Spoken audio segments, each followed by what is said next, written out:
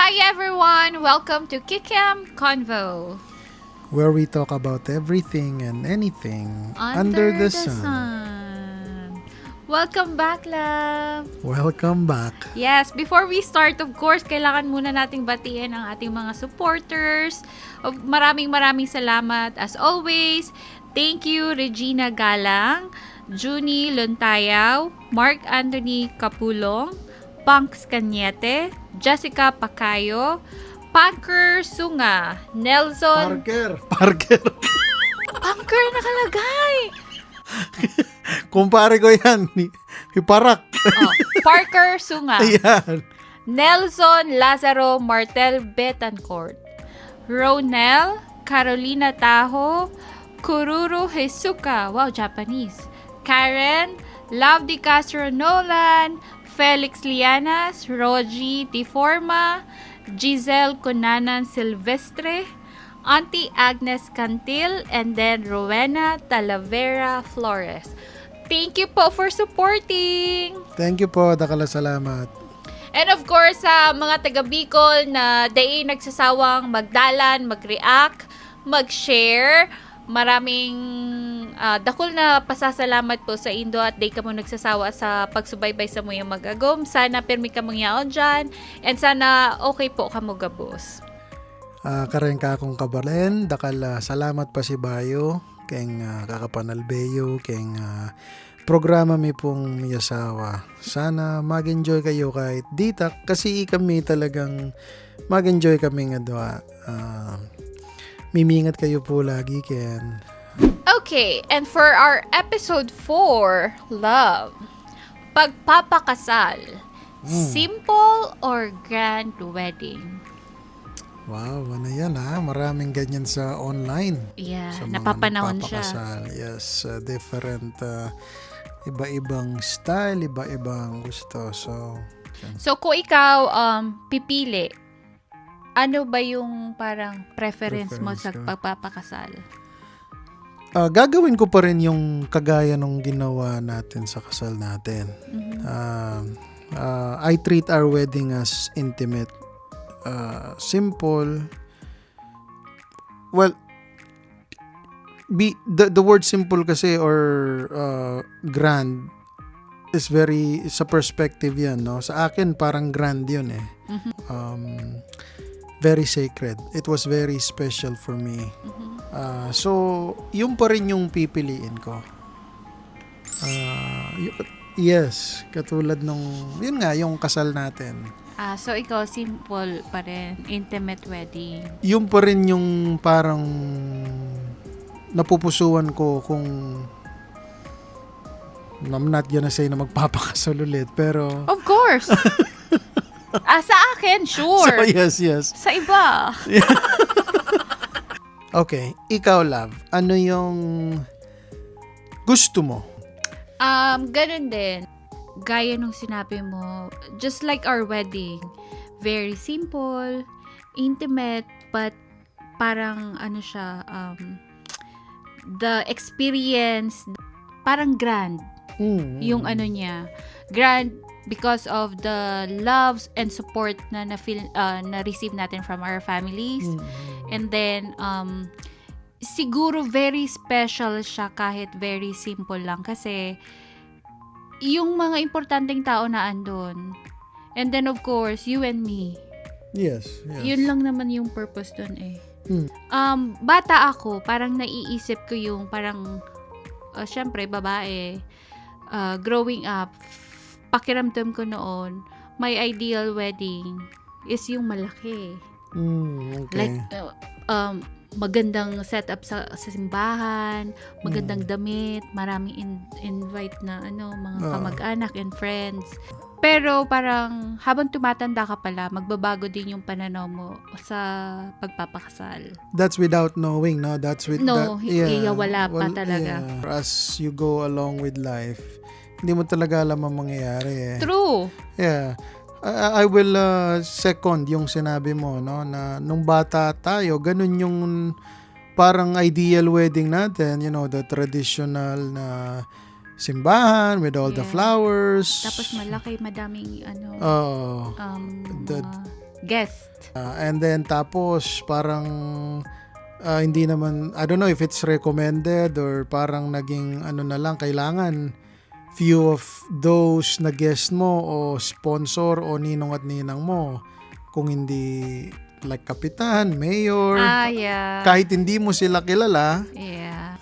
Part na ng naging ng parang kalakaran ba pag magpapakasal. Yun. Kunin mo yung ninong, halimbawa mayor, oh, mga yung high position or yung mga medyo bigating businessman. may ganun. ganyan, no? Nabanggit mo about sa ninong and ninang, no? Ano ba dapat ang reason sa pagpili ng mga ninong and ninang? Like, ano ba yung quality na dapat hinahanap mo sa ninong and ninang? Oh, wow. Pinaka-importante. Wow. Sa akin, this is deep, no? Sa akin talaga, they have to be like a second parent. Yeah. No, they have to be a reliever sa pagiging guardian or guidance sa'yo. Yeah. Na people or elders that are really there or willing to be there In terms of in terms of your journey sa marriage mo. Yeah. As far as marriage kasi, napaka-importante ng mga advice, like sound advice, Yeah. life advice, na it may hurt you, pero if that's the right thing to do, you have to submit and apologize to your partner. You and I, we agreed about mas prefer natin yung intimate Yes. wedding, no? The simple wedding. But however, we see a lot na maraming nagpapakasal na yung grande. Yeah. So ikaw, Mhm. kailangan ba talagang gumastos ng malaki para maging memorable ang kasal? Number 1, kung meron kang pera, sure, why not? Kasi it's nothing to you kung marami kang pera. Pero kung halimbawa you cannot afford yung malaki, yung granding kasal, wag na siguro. Kasi parang based on our kasal love, very intimate, yun lang naman pala yung kailangan mo, no? Realization in life na actually, tama yung decision natin na intimate lang. Yes. Kasi, sa pagpapakasal naman, husband and wife lang yung importante kasi kayo yung dalawa yung magpapromise ng parang love for each other, Yes. pledge mo sa habang buhay sa asawa mo. Tapos, with your family pa, alam mo yun? Yeah, kasi imbis na sana, for me lang ha, walang naman to dun sa mga gustong-gusto at saka talaga nag-e-effort na masuportahan yung Opinion lang yes. naman ito. Yeah. Nasa sa inyo pa rin yun. Ito lang, ko lang, Just point lang. of view. Yeah. Kwentuhan lang. Yeah. Yes. So, kung halimbawa, hindi ko afford, or kung magkaroon man ako ng like, extra pera for the wedding, gamitin ko na lang siya sa ibang bagay. Like, halimbawa, magpakasal tayo ng simple. Yung perang yon ibili ko na lang ng bahay natin. Yeah. Alam mo yun? Yeah, for Or, preparation to buy a house. yes, or kung meron na kayong bahay, preparation for, Future. Mga for bata. your, parang mag-build ng your own family for babies, Kasi, I don't know, iba-iba siguro tayo ng parang satisfaction. Totoo. Ako, my satisfaction talaga is yung maikasal sa'yo with our family, surrounded by family. That's it. Very special na yun. Yes. Parang bonus na nga lang yun na maganda talaga din yung naging kasal natin. It turned out, yun nga. Super grand, Yes, love. Kahit yes. simple. Just for general question, sa tingin mo, may pressure ba mula sa pamilya na dapat magkaroon ng malaking kasal? Feeling ko, for some, yes. Siguro kasi love, we are very fortunate na ikinasal tayo na we're kinda past na yung parang bata-bata stage. Yes. Nandun na tayo sa medyo mature na stage. The identity is mature, the identity is almost complete. Parang, Yes. Siguro kung bata ka pa, tapos mostly kasi 'di ba kapag bata, parents na nagfe-finance nung Mostly, may nung kasal. tulong pa sa magulang. So, most of the time, siguro 60% of the decision making galing sa Sa parents. parents, yes. Feeling ko may influence kapag nasa minor pa yung couple. Yes. So, yun. And yung iba naman, yung mga ibang, kahit hindi naman yung parents, they are parang napipilitan na magkaroon ng a bigger kasal because of peer pressure, things that they see online, Yeah, or things yung that kabarangay. they see with their friends, no, naging ganito now. Kung they have to equal that, if not, kailangan mong lampasan, para Yeah. lang masabing you're in. Okay, love. Hypothetical question lang. Ano kasi yung hypothetical? Yung parang lang, eme-eme ba? Sige, Let's say, sige. ganun. Okay. So, just in case lang na magkaiba tayo ng parang preference. Okay. 'Di ba ikaw simple wedding, no? What if ako gusto ko yung kasal na dinidream ko nung bata pa ako, still until bago tayo ikasal. Iyon pa rin yung dream ko, like gusto ko ng grande, gusto ko malaking wedding. Basta gusto ko yung social. Ano ang gagawin mo? That's a tough question as far as finance. Yeah. That will all come down to finance eh. For sure, number one. Siguro you communication Yeah, so kakausapin mo muna ako. is the key, no? You have to talk, you and your wife or future wife. Halimbawa tayo yun, kakausapin kita na number one, I'll be upfront, no? Na hey, wala pa yung budget na ganito sa kasal. Kung gusto mo ito, let's wait. Hanap ka ng iba. Yeah. Anak. Ba't kasi akong pinili mo? Wala naman akong pera. Yeah, you have to speak. Again, have to be upfront na wala pa tayong pera.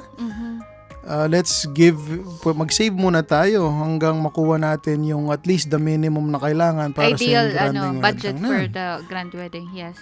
But with chaos or with problem, there's a light, no? That's an opportunity na makilala mo rin yung partner mo. Yeah. Na ngayon pa lang makita mo na Good luck to you. I'm not saying that's all bad, but Yeah. as far as communication, kung hindi siya magko-compromise, that's parang that's a recipe for failure, no? Na, Akala ko that's a recipe for a go-go. Walk away. and that's also an opportunity to your partner na matuto. Yeah. So ipapaliwanag mo rin na kaya gusto ko ng simple kasi I'm thinking 3 steps ahead. Yes. Let's have a simple, intimate wedding na masasatisfy naman tayo na nandyan yung pamilya natin. Yung perang excess dyan o naipon natin na hindi nagastos, let's spend it sa future. To wrap it up, final thoughts mo sa topic ngayon. So, siya, love? Regardless kung magkakaroon kayo ng simple or grand wedding, no? Ang importante doon, kayong dalawa. Correct. Yeah, parang hindi reception, hindi photoshoot on the wedding or prenup shoot pa yan. Hindi yung damit mo, hindi damit ng ng partner mo. So, kung simple yan, go for it. Yes. Kasi yung simple, napapaganda, gaya nung atin, Correct. very memorable for me. That's very special. perfect. And for me, the author of marriage is God. It is no science. It is not a human creation. It is a divine creation, no? When Eve was given to Adam, that was 2 souls becoming one. So you should follow the manual of the author of marriage. I think the best or the better question is, kung magpapakasal ka, are you a godly person? Number 2, yung pakakasalan mo ba is a godly person? Mhm. And number 3, do you know the sanctity, the responsibility of marriage? Because if not, if you do not have the answer for those 3, I suggest you wait and you pray. Because kung hindi, you will have an unhappy marriage or an unsatisfied, dragging marriage. So that's it. Yes, I believe so. Thank you for watching this episode. Yes, thank you so much po for joining us today. Sana hindi kayo magsawa. Alright, episode 4, Kikiam Convo. Cut!